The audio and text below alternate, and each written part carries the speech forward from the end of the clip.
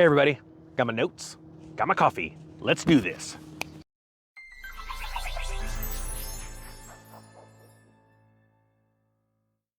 All right, I don't know if I'm gonna even have this edited. I don't know what my son's doing today. He might be flying or he might be still asleep. All right, we'll see. You know, you like that, don't you? I'm talking to my son. All right, so we're gonna talk about real estate, guys. The foreclosures are already starting to happen. I called for them to start really in earnest first of the year, but I guess we got a little jump on us. It's making some headlines. This is out of CNBC. We're gonna talk about that, but first, two quick things. Do you mind looking down at your phone? If you've subscribed to this channel before, you're getting great information from this, or you just like watching a dude in his 40s with a brohawk and a dream talk to you. If you've been unsubscribed, please hit the subscribe button again. It really helps me out. Second, because lots of people are being unsubscribed. They don't like ninjas. The other thing is I'm not in the WhatsApp. I do not have a WhatsApp. I think WhatsApp is really, I really don't like WhatsApp. So I will not try and get you to go to WhatsApp and take your money. How do you like that voice? I don't even know where that came from. All right, so that's a scammer. I am in the comment section all the time saying thank yous, you're welcomes, you're awesome, and keep crushing it. But I'm not trying to take your money and get you to go to WhatsApp. All right, here we go.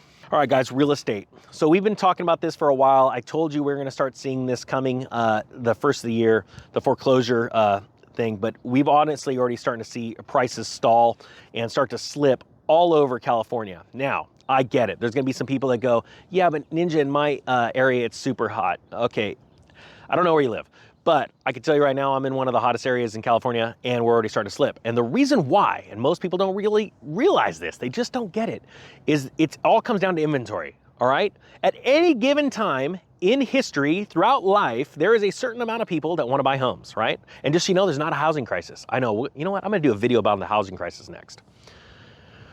So there's always a certain amount of people that just float around, want to buy houses. They're either newlyweds, young families that are ready to step out. And man, that's an exciting time in life, no joke. And they're ready to take that next step. And they want to buy a home.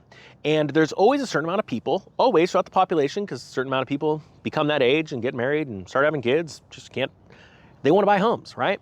Well, the problem is when inventory is low, it's super low, then that group of people could actually overwhelm the housing market and it starts running into bidding wars and prices go up. Now, what we've seen in the last few years, and it's actually been a few years, we've seen institutional buying at a breakneck pace. And the reason why is because interest rates were so low that corporations were starved for yield. They're having a hard time really producing good results in the bond market. And so or commercial paper, and they're going, hey, we need to make some money. So let's get into residential real estate and let's start buying up stuff. So you saw a ton of hedge funds blowing up a few years ago. I saw Zillow coming out, 3 years ago and announcing they're gonna be getting into flipping homes. I knew that was gonna be dangerous. And it's caused that institutional buying coupled with that same group of people plus low inventory created this crazy mania. Well, now that's all turned. I called the top of the real estate market on the 3rd week of July in 2021. Don't ever forget that. And it's funny because a lot of people are like, you're nuts, you're crazy, but they can't see. Very few people see when the tides turn. They have a hard time watching the water and it's coming in, and then that split second where it just stops. And they go, here's the time. Very few people see that. Why? Because they're not focused. They're not hyper-focused on that. And they're out doing all this other stuff. And so that's it. So this is what's out of CNBC. Foreclosures surging now that the COVID mortgage bailout has ended. Well, no duh. Some stellar reporting. So, but it says they're still at low levels. Man, these are just solid bullet points. I mean, it's like Captain Obvious. Thank you for reporting this to us. Foreclosures are rising. I mean, I can't make this up. I'm gonna link this story or this article in the comments below. Or not in the comments, but the description. It says foreclosure starts jumped. Now this is good. 32% from Q2 to Q3. That makes sense because things are starting to shift. People haven't been paying and the foreclosure moratorium is ending. It's 67% higher than Q3 of 2020, okay? But again, it's still super low, all right? What I'm telling you, I think the big granddaddy starts in January. Now it says should stay low because now this is the most important part of the video. If you made it this far, can you do me a favor? First off, hashtag real estate, one word, the pound sign right up next to it in the comments below because that's gonna help get this video out. This is the most important part. People don't understand this. It says CNBC says The foreclosures should stay low because of aggressive modifications by lenders, and we're gonna break this into two things, and high levels of home equity. All right, so let's talk about the aggressive modifications. So first off, these aggressive modifications, I've done videos on some, and if you have had a modification, please talk about it below. The ones that I'm talking about when I talk to Gannon the Cannon about real estate mods, because he is a real estate attorney out of Texas and in California, and he says those modifications, they're not the greatest. Why? Because they're 40-year mortgages carrying an interest rate of about 5.25%. That is horrific for two reasons. Now, the reason why some people are choosing to do this is because they're tunnel visioned and all they can think about is they're losing their home. And that modification drops their monthly payment about $100 to $200, maybe $300 a month, depending on the price of the home, right? Here's the problem. When you look at the amortization schedule, you're now paying for your home in some cases, and instead of you're paying for it twice, you could be paying for it 2.5 or 3 times over in that 40 years. The other thing is once you have a modification, you're pretty much stuck. You're gonna have a very hard time for a certain amount of years getting into a better loan because they look at that like you have bad credit history, all right? Another thing that's very important about, and I really want to get this point across. This high levels, the whole point, it's because of modifications and lenders, by lenders, and there's these high levels of home equity. First off, I want you to understand this. The bank wants you to sell, right? Because of a fractional reserve lending system, if they're able to get you to sell and they get all that loan back and they deposit it, they actually are able to lend out even more money at interest, all right? It is a crazy, crazy system. It's called fractional reserve banking. And so every time they take in $1 deposits, they can push out even more than that in loans. It is literally how money is created, one of the ways, all right?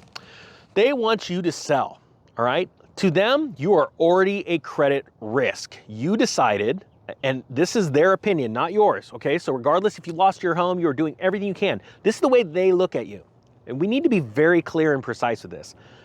They look at you as a credit risk because you decided to stop paying your payment, regardless if you did it honestly or dishonestly, all right? So that's important. They want you to sell. You're a credit risk, flight risk, whatever. They want you to sell the house. And so they're gonna try and guide you into that if the equity is there for you to do it. Now, another thing I want you to realize, they know where we are with the real estate cycle. They will always make money in real estate because they have multiple different ways between fees, interest rates, volume of money turning over. There's all kinds of ways that they make money in real estate, okay? So they can make money in a down market, they can make money in a high market. That's what I do. Point being is that they also know where this is headed. In my area, I'll give you an example. I saw a house sell at the peak of June around $620,000. That same model in the same neighborhood, same condition, they're asking $530,000 for it right now. All right, we're seeing a downturn in prices. We're starting to see, and what I always look for is the lowest priced homes in the area to start taking price reductions. Now, a little caveat to that. That doesn't mean the market's collapsing. What it means, a lot of times in a hot market, those low-end homes, they're slamming those prices up as high as they can go, right? And essentially, even at the end of a blow-off top in real estate prices, they're gambling. They're like, look, this house is worth $500. It just sold for $500 down the street, like a couple weeks ago. Let's throw this thing on for $520 and see what happens. They're trying for this stuff. So what happens is everything starts to stall and the days on market extend. What happens is you'll see them pull a little bit off. Hey, a $5,000 reduction just to try and pull it back up on the MLS, almost like it's a new thing. All the real estate agents see it. It pops up on their screen, a price reduction. So it's almost like it puts it in the forefront of all the real estate agents' minds in the area. That's nothing. That's not the price reductions I'm talking about. I'm talking about a 10% clip. When all of a sudden you see a 10% clip come off, it's not still the call for that the market's imploding, but what you have to look at is how was that property priced? If it was priced aggressively, like it went, or not aggressively, but I mean they went super high. Like that is a stupid valuation for a house. You're never gonna get it. And they priced it 10, 15% over market, and then they had to pull 10% off to bring it down to market. That's not a bad thing. That's just a bad decision, bad planning on the owners and real estate, the selling agents' part. What happens though is when you see this being dipped below what the last one sold for, okay? Or if it's brought down to the price where the last one sold and it's not moving, okay? That's when you know we are at it. This is the good time. This is the exciting time. And so that's the time that gives you the opportunity to sit back and go, hey, I was right. I waited, I had patience. That's how you become wealthy, is through patience. And I am going to reap the rewards, and I'm gonna sit back and let the deals start coming to me, all right? So I hope you guys got something out of this. The foreclosures are happening. I still don't think this is really a story, but people were sending it to, I mean, not that it wasn't a story. People sent this to me, and a lot of people were saying, hey, what about this? You know, look, it's like you said, I'm still calling January as that big one. And again, I thank you so much for sending me these articles. It's awesome.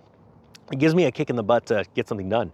And, but yeah, January, I think we're gonna start seeing real downturns because you couple the full-blown foreclosure ability. A lot of people are about to lose their jobs, quite possibly. And I'll be with you. My point being is that there's about to be a lot of turmoil, guys. A lot of scary times. And that's why it's super important to keep your peace, all right? I know this video's gone long.